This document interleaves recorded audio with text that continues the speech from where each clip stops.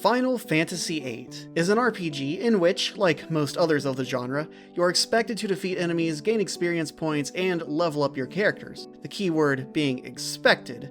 And in fact, the devs have provided us with some game mechanics that make you wonder if leveling up was intended as more of a suggestion in the first place. In this game, almost every enemy you encounter, including bosses, scales to the party's average level. Even the late game bosses will be at a low level if you don't level your party up. This doesn't apply to the optional super boss, the Omega Weapon, who is always at level 100, and trust me, we'll talk about that.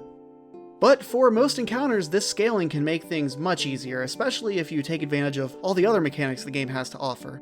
In this video, I will be demonstrating how I went about tackling the no leveling challenge, and as a bonus challenge, I also attempted to acquire the minimum amount of experience points possible. Now, this can't actually be a level 1 challenge, as each character joins the party at a fixed level, averaging around 9 or 10. Also, before I begin, some of the proper nouns in this game have ambiguous pronunciations, so I apologize in advance if I get some of it wrong, or if it's different than your interpretation.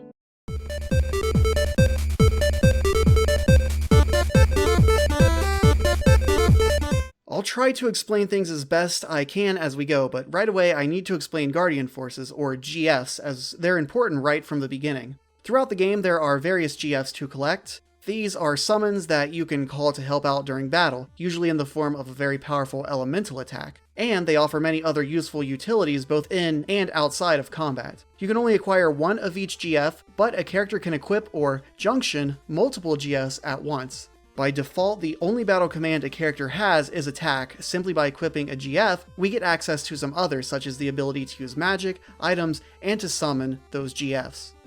Right at the start of Disc 1, as soon as we gain control of Squall, simply by opening the tutorial, we get our first two GFs. We can now open up the menu and view the aforementioned abilities. We can see that each GF comes with several abilities already learned, and several that we can learn by acquiring ability points, or AP.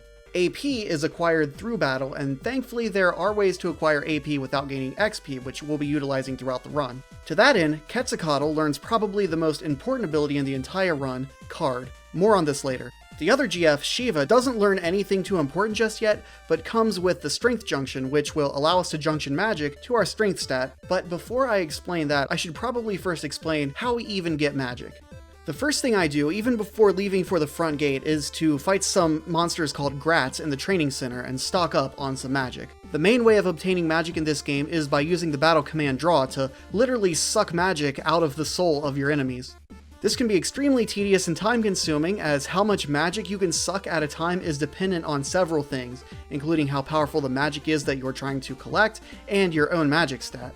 A higher magic stat can make this process faster, however just starting out, we'll spend a lot of time drawing. I draw 100 sleep and silence magics here, the max allowed to be carried by a single character, and yes, it takes a while. When we're done, we can just run away. Running away will result in no XP as long as we don't do any direct damage to the enemy.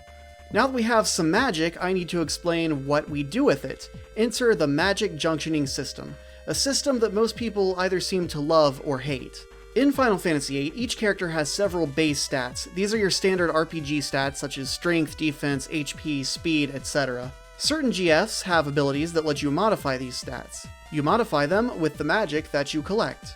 For example, let's take that Strength Junction I mentioned earlier. Shiva has the Strength Junction ability, so when we junction or equip her to a character, that character can now junction or equip any of their magic to their Strength Junction. So if we had 50 fire magics and we junction them to strength, the strength stat would increase. If they had the max supply of 100 fire, their strength would increase even more, as the stat boost is also dependent on how many of the magic you have. If a little later we find the stronger version of fire, Fyra, and replace it as the strength junction, now the strength stat of that character has increased even more. And as you might have guessed, the highest fire magic tier, Fyraga, will give us an even greater stat boost. Note that this stat change is not permanent. Unequipping a magic from a stat will return it to its base value. Also, some magics boost certain stats more than others. For example, Cure and Life magic boost the HP stat more, and Haste boosts the speed stat more, and powerful magic like Ultima will give an incredible boost to pretty much everything. This, as you will see, is an extremely important mechanic. Junctioning magic correctly is super powerful, especially at low levels. In the area right outside the garden, we go back to the drawing board. Each character draws 100 cures from this monster, 100 blizzards from this monster, and one character draws 100 scans from this monster. The scans aren't really necessary, but they're nice to have for this run. The first boss is Ifrit, and there's not much to say. I cast some of those blizzards I drew and summoned Shiva a few times. Now is also probably a good time to explain the ATB system just in case you're unfamiliar with it. Basically, you just have to wait until the yellow bar in the corner fills up before you can take that character's turn. How fast it fills up is determined by your speed stat and can be modified by certain spells such as haste or slow. You can also set the overall gauge speed to be faster or slower in the game settings, but this also affects enemy speeds. You can even set the gauges to pause while you have a battle command submenu open. Changing these settings can make battles faster or slower paced at the cost of reaction time, and changing them can come in handy for certain strategies. After an easy battle, Ifrit joins us as a new GF. Ifrit can learn some passive abilities that we can equip, such as raising our strength by 20 or 40%. Also note that all boss and mini-boss battles never award XP, only AP. A short time later, when we get to Dalet, two important things happen. One, we get a temporary party member in the form of Cypher, and two, we're forced into a bunch of battles that we can't run from. This actually works out well, as Cypher can take all of that XP for us. However, I'm still going to try to absolutely minimize that XP gained. Here's the strategy. I use either Squall or Zell to kill off all enemies until there's only one remaining. The reason I do this is because any character who gets the killing blow on an enemy receives bonus XP. Then I kill off Squall and Zell. Characters who are KO'd at the end of battle do not gain XP, meaning that the bonus killing blow XP is lost as well. Finally, I finished the last enemy off with Cypher, who will get the bonus XP, but only for that one enemy. So, between 5 unskippable fights, Cypher gains a total of 689 XP, and it's not even enough XP to level him up. Another note is that I have to completely unequip my GFs beforehand because, for some strange reason, GFs still gain XP from battles even if the character they're junctioned to is KO'd. Our next major battle is Elvaret. Importantly, we gain a new GF by drawing it from this boss. Bosses usually have some stronger and rare magic, and Elvaret is no exception. It has the magic double. It took a painfully long time as the magic is quite strong, but it is worth it for that very reason. Elvaret has Cure to draw from, so we can keep ourselves healed as we stock up on double. After getting 100 double for each character, it's just an all-out assault with GFs and limit breaks with occasional healing. We get enough AP from this battle to learn the GF ability Card, which we'll be using very soon. Our new GF isn't too interesting, but it has some item refinement passive abilities that will be useful later. Next is a chase sequence with the XATM092, and while it is possible to defeat it here and gain a bunch of AP, it's not really worth the effort, so we're just gonna run. Back in the garden, while we're with Quistis, we stop to draw the remaining sleep and silences from another Grat, then it's on to a mini-boss battle. The 3 Raudo have Protect magic, while the Flying Grinaldo has Shell and Blind. They all have quite weak attacks. We can draw and cast Protect on ourselves to reduce the damage even more, but it's honestly not even really needed. I didn't realize that I actually had 2 magic junctions learned, and so I could have junctioned both characters' magic stat, and thus, Quistis had a tough time drawing magic, with many failed draws, and when she did draw successfully, she only drew 1 to 4 magics at a time. Squall was done with all 300 magics well before Quistis was even done with her first 100. When she was finally done with the Raudos, I just killed it off and had Squall repeatedly draw and cast Sleep on Grinaldo, who can barely do any damage to begin with. With all the drawing, this took a very long time, made even longer by my own mistake, but this is a good example of why junctioning is important. Soon, we acquire the magic lamp from Sid, and we'll be using it right away. The magic lamp, of course, takes us into a fight with Diablos when used. This can be a tough battle, but is actually quite easy if you know what to do. Diablos has 3 attacks: Demi, which reduces a single target's current HP by 1/4, Gravija, which reduces each party member to 1/4 of their current HP, and a physical attack that targets one party member. I start off by drawing and stocking a few Demis for each character. We won't be stocking up on them to junction, we're only using them for this fight. When you cast Demi on Diablos, for some reason it will counter with Hiraga, which will fully heal the attacker. This won't work if you draw then cast directly from Diablos, it has to be cast from your own magic menu. I also cast Blind on Diablos, which is only a 50% chance, but I got lucky here and only had to cast twice. He can still hit while blinded, but the chance is greatly reduced. All you have to do at this point is spam Demi. You can draw/cast Demi until your HP gets low, then cast one of the stock Demis to heal. Once Demi was doing around 100 damage, I finished off with Zell's Limit Break for an easy win. After defeating Diablos, it joins us as a new GF, and it's time for the moment you've all been waiting for: farming for AP on the beach. To prepare, we first need to equip that card ability that I mentioned earlier. This is a special ability that takes up a battle command slot, of which we can only have 4 at a time: attack, plus 3 others of our choosing. Anyway, once equipped, we can use the card command on an enemy in an attempt to turn it into a card version of itself. This has 2 great benefits for us. 1, any enemy defeated using the card ability will not reward XP, only AP. Great. And we get to add that card to our card collection so that we can use it to play the card minigame. Wonderful. There's a small strip of beach just south of the garden where the only encounter is this enemy that I like to call Fast F. Each one grants 3 AP when defeated.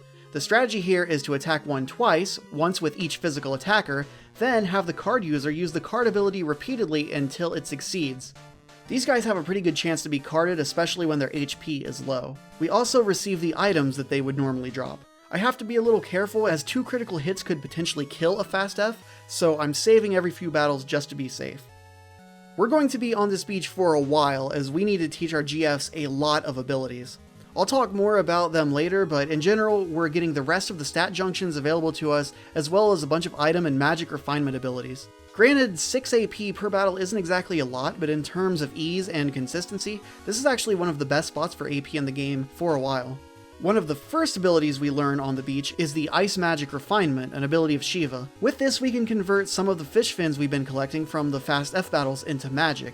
1 fin refines into 20 waters, so with 15 fins, we can give 100 waters to each character. Water magic junctions really well to strength. We'll be replacing our strength junction with a much stronger magic soon, but we have more fish fins than we'll ever need, so why not? We also learn another extremely important ability, Card Mod. Card Mod allows us to refine the cards we've been collecting into items. I've already explained one way of obtaining cards using the card ability in battle. The other way is to actually use the cards to play the card game. Final Fantasy VIII has an in-world card game called Triple Triad. I'm not going to go into too much detail, but the point is, we play card games to win cards from NPCs, then use the card mod ability to turn those cards into items and even magic.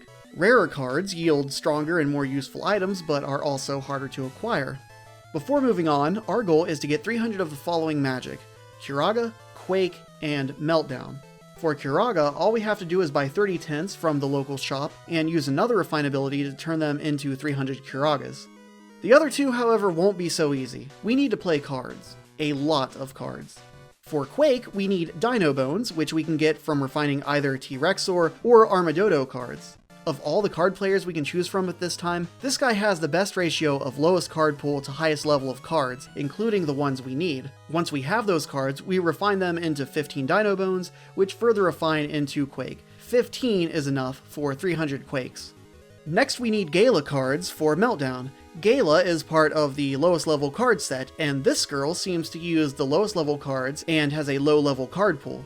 30 cards will refine into 30 Mystery Fluids, which will refine into 300 Meltdowns. It may not seem like a lot, only about 45 cards or so, but it took me hours of grinding. I alternated between playing card games and farming AP, but it was still very monotonous. With everything done here, we now have Curaga Junction to HP, giving everyone 2600 plus, Quake is Junction to Strength, making our physical attacks hit very hard, and Meltdown is Junction to Vitality, making us very tanky. We also have some pretty good items refined from other cards that we've won, and a bunch of GF abilities. I even grinded for the Mug ability, which is nice to have, and the No Encounters ability, which is super useful for a no leveling run. I also do one other thing with all these cards I've been collecting. Sadly, we'll never be able to get Squall's ultimate weapon, the Lionheart, as it requires a GF to level up through actual experience. We'll have to settle for his penultimate weapon, Punishment, which we can craft right now. Some story happens and we're eventually at the next boss, Jiro Jiro. This guy can cast status effects, which makes now a good time to explain elemental and status junctions. They basically work the same way as normal magic junctions, except instead of junctioning to a base stat, we're now junctioning to an elemental or status defense. For example, if we junction 100 sleeps to our attack, we'll have a pretty good chance of putting the enemy to sleep whenever we attack, taking into account their resistances, of course. Or if we junction these sleeps to our status defense, the enemy will have a harder time putting us to sleep.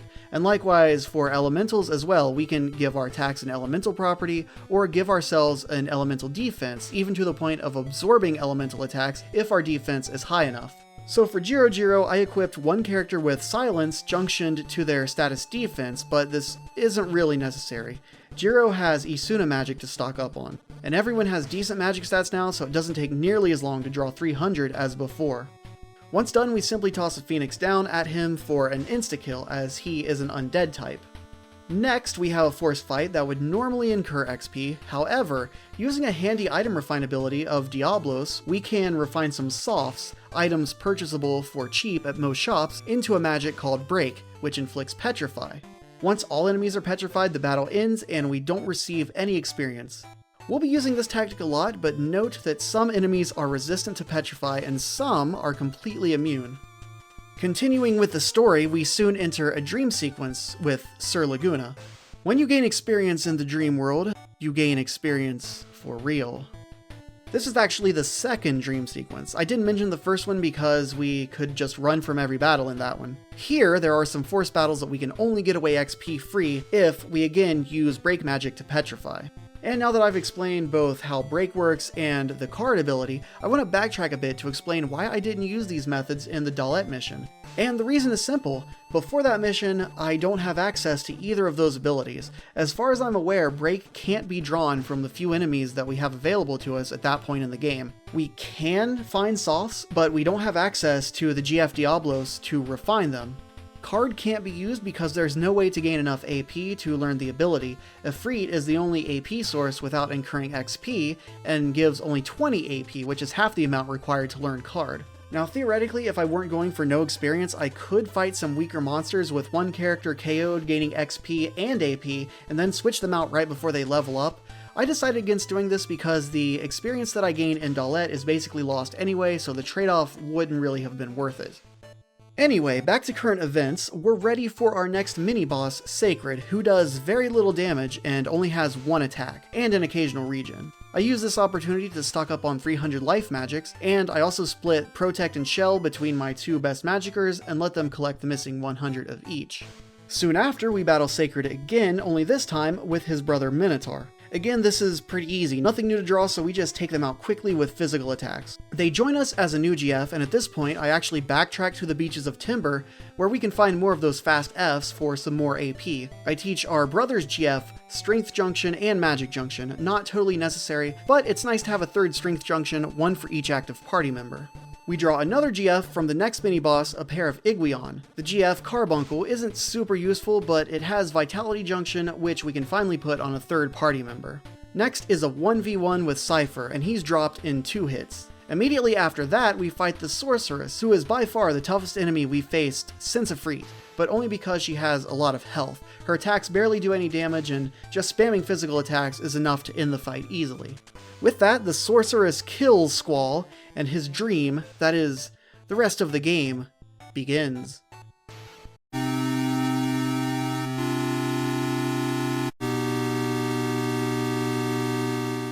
Biggs and Wedge return as a boss fight to start off Disc 2, and they have some nice magics for us to draw: Reflect, Regen, and Haste. There's a lot of drawing to do in this fight, so I make sure to give everyone the best magic junction possible, and when the drawing is done, I finish them off using Quistis's blue magic.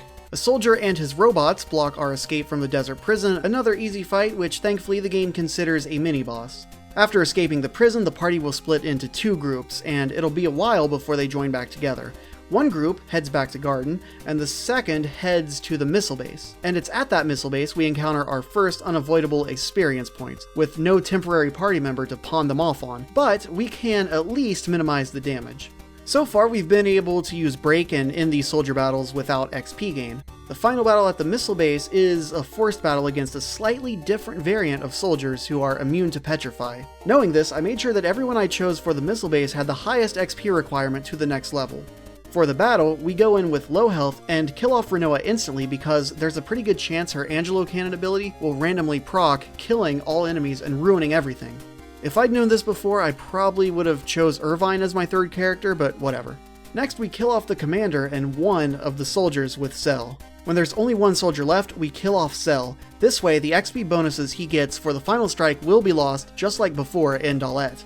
We still have to kill the last soldier, but only Selfie will receive any XP, and only bonus XP for the one weaker soldier. In total, we incur 383 points of XP, all to Selfie, and not enough to level her up.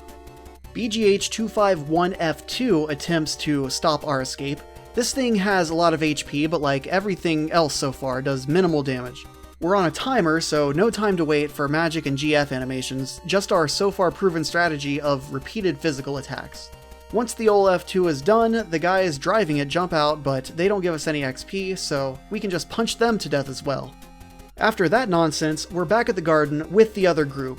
We first have to go around fighting some forced enemies that we can either card or break, though we do have to skip a rematch with the Grinaldos, as this time around it's not considered a boss fight, and it does grant XP, though I think this option lowers our seed rank, but that's not really important. We soon reach a mini-boss fight of two oil boils. They can inflict Curse, which prevents limit break use and blind, and can actually deal some decent damage. It's still no problem, we just wail on them until our HP gets low, draw Isuna from them to cure ourselves of Curse, and then unleash with limit breaks. Nasty Norg is next, and you're probably recognizing a pattern by now. Physical attacks until dead as we shrug off his pathetic attempts at damage. The game is pretty much on easy mode right now thanks to our really strong junctions. Norg is protected by his pod at first, and once you do enough damage, the door is destroyed and Norg is exposed. It's at this point we can draw from him a new GF, Leviathan. As he proclaims at the beginning of the fight, he'll use stronger magic if you let the orbs on his pod thing turn red. I feel like I should have just let them to maybe make this fight slightly more of a challenge. He has a lot of HP though, which means I get plenty of chances to attempt Mug. The GF that we draw from Norg, Leviathan, has Spirit Junction, which we can now put on a third and final character. There's a bunch to do after Norg, eventually culminating with a forced break battle, then a rematch with the F2, though it's still in pretty rough shape from earlier and even less of a threat this time around.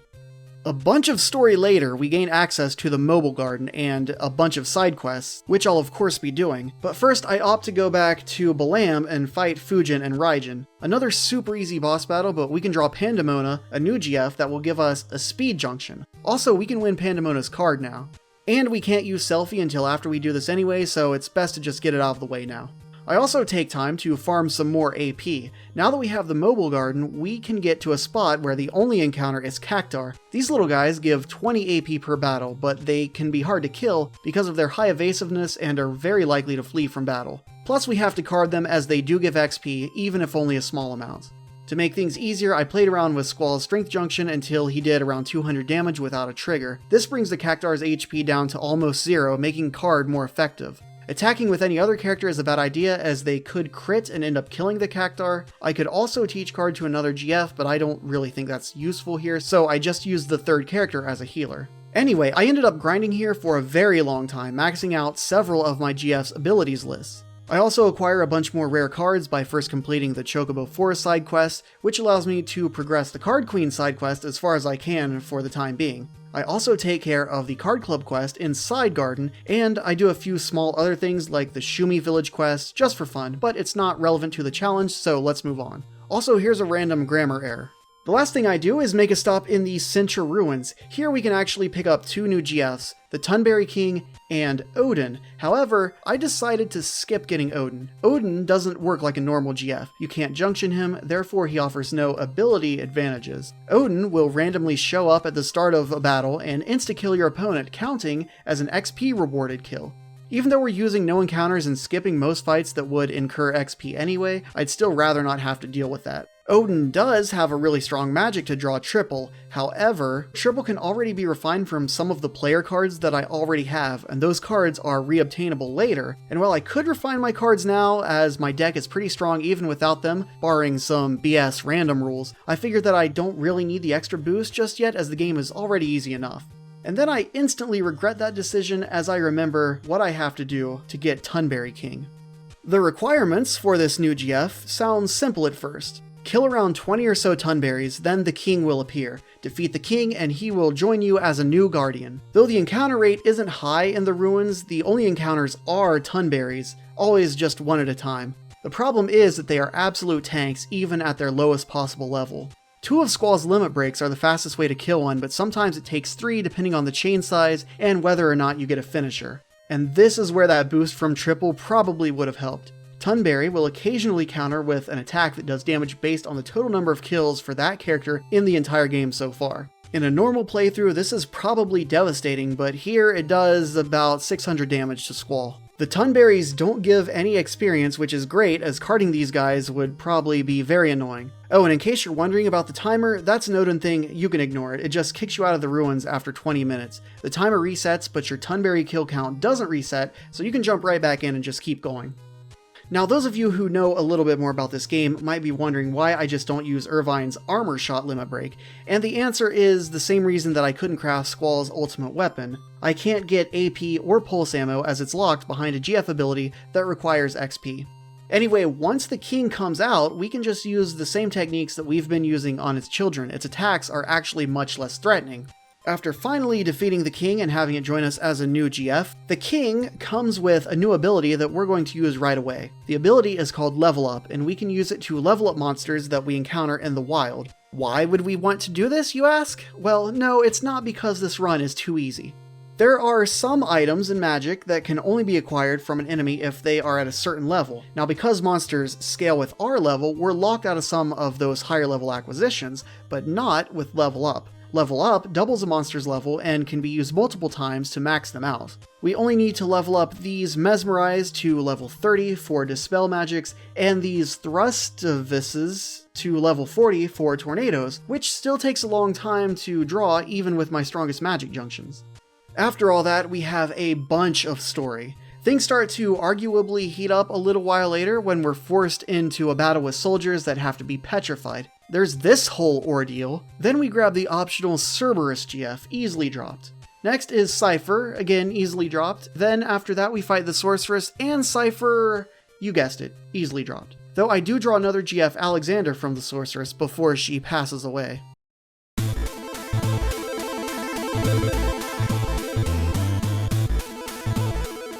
And just like that, we're already on to Disc 3. A bit more story unfolds, and we can't use Renoa for the time being, but no big loss. We have another dream sequence where we're forced to fight a ruby dragon that needs petrified, though it's 80% resistant, so it's a good thing I stocked up on breaks as it took about 60 tries. Speaking of ruby dragons, once back in the real world, I encounter one, level it up to 60, then stock up on two of the strongest magics in the game, Meteor and Flare. This can be pretty dangerous if you have 3 party members, as it will use a breath attack that can one-hit KO an entire healthy party. So I kill off the party member with the lowest magic stat, and make sure that the other 2 have the absolute highest base magic, plus the strongest magic junctions and the magic plus 20 and plus 40 abilities. The ruby dragon won't use the breath attack as long as you only have 2 party members who are currently not KO'd. Then when one of the other 2 are full of the new magic, I kill one of them off and revive the dead party member so they can stock up. This fight is somewhat more interesting as I have to make sure I'm keeping up on healing, and the fact that while I switch KO'd characters, there's a small window where the dragon could use breath and mess everything up. Not to mention I had a heck of a time just finding it. The ruby dragon is as hard to find as it is to petrify, but it was well worth the search. Next is the undead boss Abaddon, who is dealt with easily using a single recover. There's one final dream sequence, and it has some troublesome battles. The first is a simple break against a soldier. The next fight is against 3 enemies, 2 can be petrified, but the last one is immune. I use a similar strategy here to what I did at the missile base, KOing 2 of my characters, leveling only the one with the highest amount of XP to the next level. But this time around, I can use the level down ability to drop the soldier's level to 1 before finishing him off. We leave this battle having only incurred 2 XP. Next is the fight with another soldier, another captain, and an Elastoid. The Elastoid is also immune to petrify. So after breaking the first soldier, I level down the other 2 enemies and kill the Elastoid with one of the 2 that I plan on KOing so that the XP bonus is lost. Then I finish off the captain with my last party member. This time we incur 3 XP. But now in retrospect, I wonder if the Elastoid could have been carded as I forgot to try, but oh well, I'm not going to go back and play all the way through just to try to save 1 XP.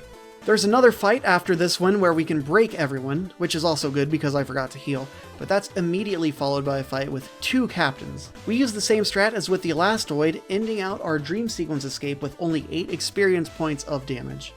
After this, it's mostly a bunch of story. There's this timed mission that gives us the option to enter the Lunatic Pandora, which is this giant structure floating over the city, which requires a break battle, but there's not much inside, and we'll pass through here later anyway. After that is some cool FMVs as the story continues. Not much else happens for a while. I grab the 2 rare cards Alexander and Sir Laguna, despite wacky moon rules. There's more story and more cool FMVs, and the next time anything important happens, we have to clear the conveniently placed abandoned airship of enemies. They don't give XP, so we can just give them the old limit break. Then we get a briefing on the final plan involving time compression and jumping back and forth through time, and it's all a little contrived honestly. But whatever. Our reward for slogging through all of this story is, at last, access to the airship Ragnarok. The world is our Rothalet oyster. Everything we do from here on out will be preparation for the endgame. Much of this is optional, but I want to get the most out of this challenge. The first thing I do is catch up on my card collection, which includes completing the Card Queen quest and the Poo Poo Alien quest. After that, we grab some more optional GFs. We go after Jumbo Cactar, who is pretty tanky, but still nothing a few limit breaks can't handle. Then we attain Bahamut. Baha's attacks are pretty weak with the exception of Mega Flare, which can do around 3000 damage. I made sure to keep everyone's HP up as I spent the first half of the battle stocking full lives for everyone, which is an insanely strong magic to junction. Then I simply used physical attacks, waiting for a chance to use limit breaks to finish it off when I felt it was safe. Thankfully, Baha isn't super fast, and it doesn't use Mega Flare too often. Also, I should mention that I had to level down and break 2 Ruby Dragons leading up to this fight in case you were wondering about them. After Baha, we continue down the facility where there are a bunch of really annoying forced monster fights that I use a combination of level down, card, and break to take care of. When we get to the bottom, we encounter what would normally be one of the strongest optional bosses in the game. However, here at level 7, it's not much of a threat. In preparation, I equipped Revive on one character and Recover on another. Everyone has Draw and Magic with access to life and full life. The ultimate weapon has several attacks, none of which are really damaging except one. Light Pillar. This is a one-hit KO no matter what, and it's totally cheap and unfair. Gravija could potentially be deadly if its other 2 follow-up attacks were stronger. Meteor just doesn't do much damage, and Quake heals 2 of my party members and does nothing to the 3rd. The first thing I do is draw Eden, the strongest GF in the game. Next, I focus on drawing Ultima, one of the strongest magics in the game, while also keeping my party alive and healed. It seemed like the weapon was specifically targeting my main healer, Irvine, with Light Pillar, but surely it was just coincidence. Once everyone was fully stocked on Ultimas, I went on the offensive. I cast Meltdown on the weapon, which reduces its vitality to 0, Aura on myself, which allows me to use limit breaks even with full health, and then Unleashed with mostly Irvine's Devastation Shot. Near the end, it seemed to use Light Pillar every other turn, so things got a little scary. The only mistake was that I forgot to take Auto Reflect off Squall, so I had to heal him using only items and abilities. This did make things a little tighter than I would have liked, but overall not a very difficult fight. And finally, I got my last GF Doom Train, which involves an item hunt. I already had enough Elastoid cards to refine into Steel Pipes, but I was short just 2 Marlboro cards to refine the 6 tentacles I needed, so instead of fighting one, which is pretty dangerous, I just played more cards. Then I had to teach Alexander an ability requiring a total of 320 AP to refine Elixir Pluses, so a bunch more Cactar farming, but it was also a good opportunity to teach some other abilities to our new GFs. And that is the last of the optional GFs obtained, and we're now very close to the endgame. I farmed some more Cactars using a much more efficient method that I wish I'd realized earlier. This time, I have 2 attackers. I don't junction anything to Zell's strength in case he crits. I do junction Ultima to his hit so he has a better chance of actually hitting the Cactar. I also make sure my average party level is as low as possible to make the Cactars spawn at their lowest level. I don't know if this actually affects how successful a card attempt is, but I do it anyway. I also put Initiative on my Carter and Primary Attacker so I can act at the start of battle, and finally I turn the battle speed all the way down so I can act before they can run away. This makes the process much faster and more reliable. I basically farm AP until every GF has learned all of its abilities. And at this point, my main party is Zell, Squall, and Irvine, as they have the best limit breaks for our needs. I upgraded Zell and Irvine to their ultimate weapon, perhaps a bit overdue, but I've gotten along just fine so far. And now there's not much left to do. If I really wanted to, I could take time to max out or at least raise some of my base stats using Eden's Devour ability, or use some refinement fuckery for stat up items, or even play around with teaching my GFs new abilities using items, but none of that's really necessary. I also opt not to refine any cards for items just yet, and I'll explain why soon. We're finally ready to move on. First up is another rematch with Fujin and Raijin. I just use physical attacks here, no problem. Soon after that is the mobile type 8. I have everyone draw and cast Demi from its left probe to quickly bring its HP down, then finish it off with physical attacks. It does counter physical attacks with its twin homing laser, but the damage is negligible. The very next screen is the point of no return, so I make a few saves, then enter into our final fight with Cypher, who's down after just 2 rounds of physical attacks.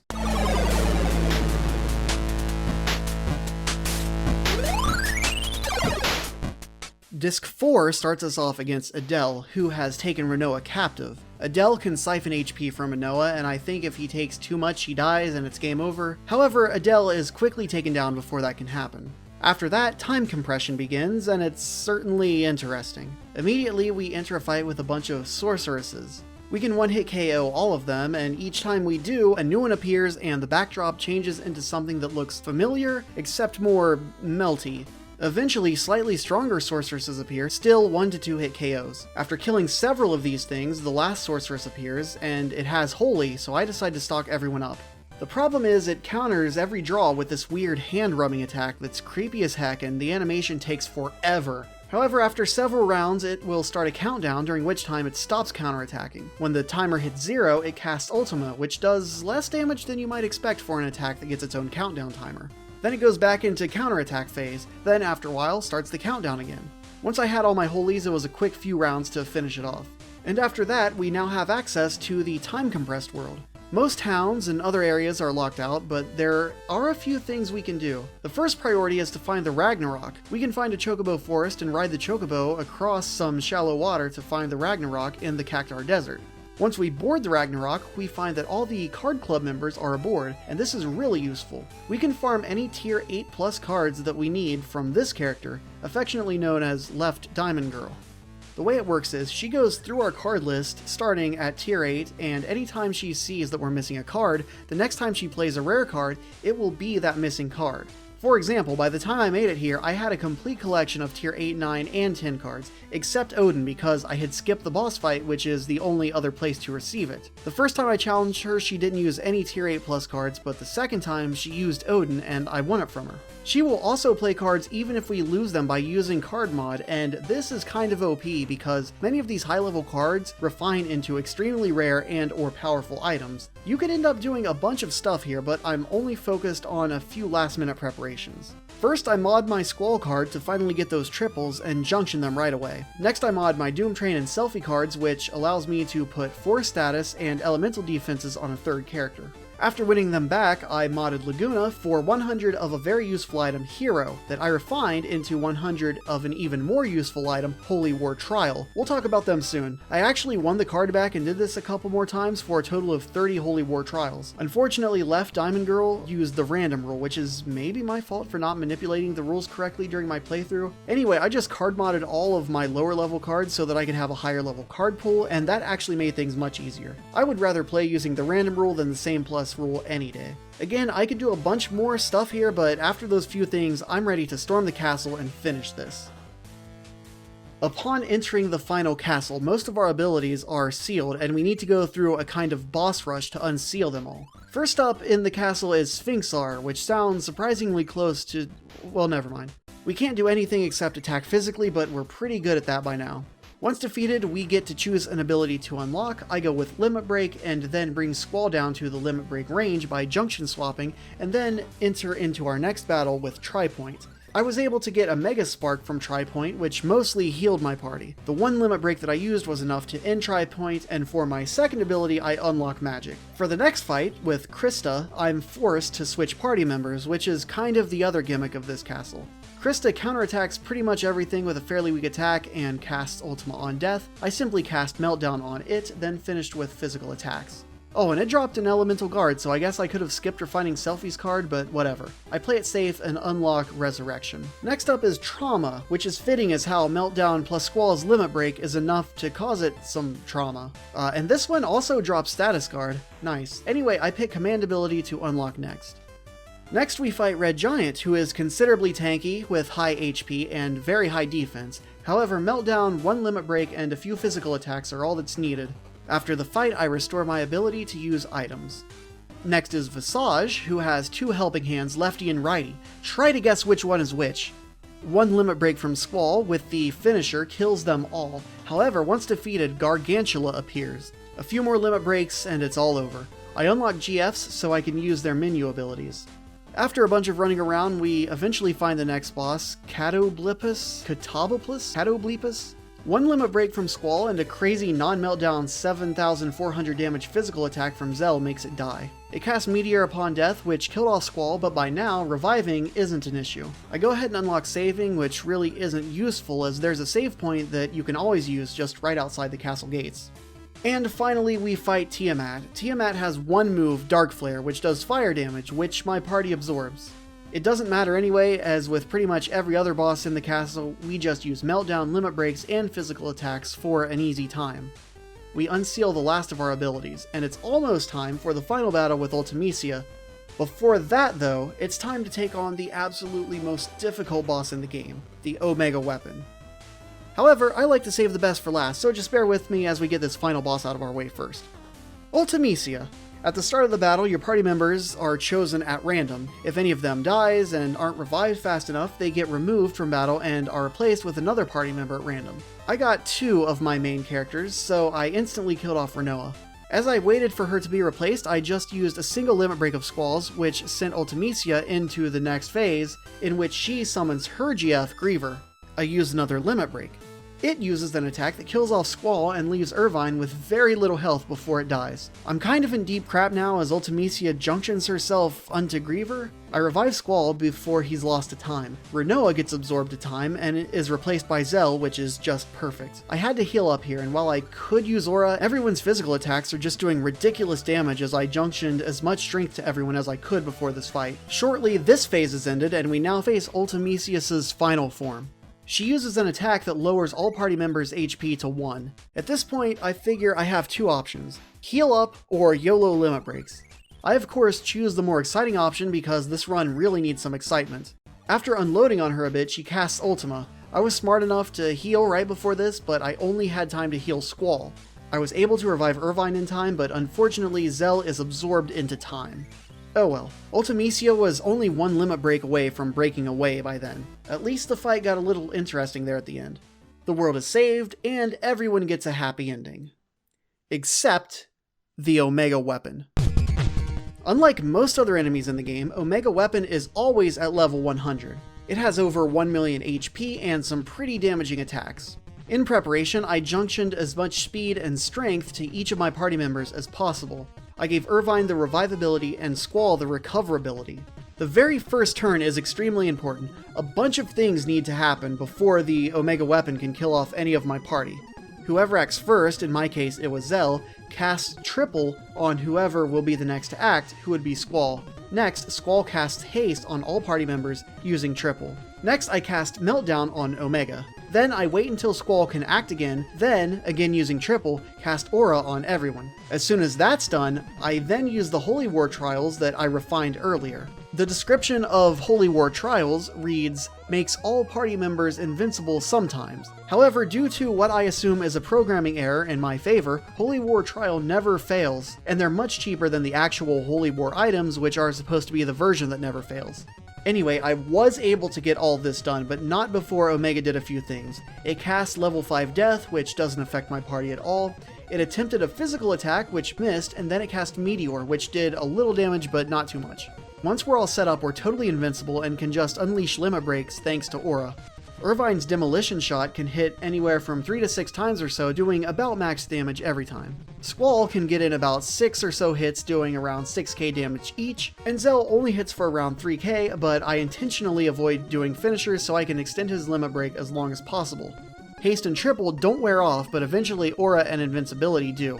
They wear off at pretty much the same time as I cast them at the same time, so I have to quickly recast Aura with triple and then use another Holy War Trial, hoping that Omega doesn't kill anyone off in that short downtime. Unfortunately, Omega casts Gravija, which brings everyone's HP down pretty low. That's not really a problem though. The problem is I kind of panicked and goofed up the menuing and accidentally didn't cast Aura on Squall. I had already queued up Holy War, which makes me unable to cast magic on myself, so Squall had to sit this round out. The recoverability still works, even with Holy War up, so Squall could at least heal the damage I had just taken from Gravija. I go back to limit breaking the friggin' heck out of this thing until once again Aura and Invincibility wears off. Almost poetically, Omega Weapon takes a page from Ultima's book and targets Irvine with Light Pillar. Now I know it wasn't a coincidence, they just have it in for this guy. Irvine was KO'd after I had already started casting my auras. I quickly cast Life to revive him. I opt to hold off on using Holy War Trial right away and instead recast Aura.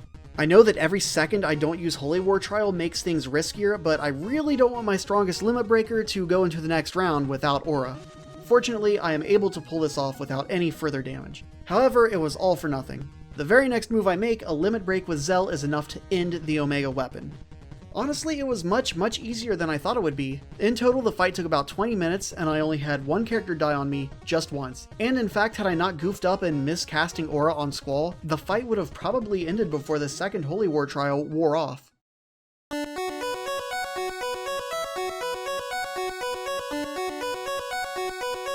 So that's it. That's the Final Fantasy VIII No Level Up, No XP challenge.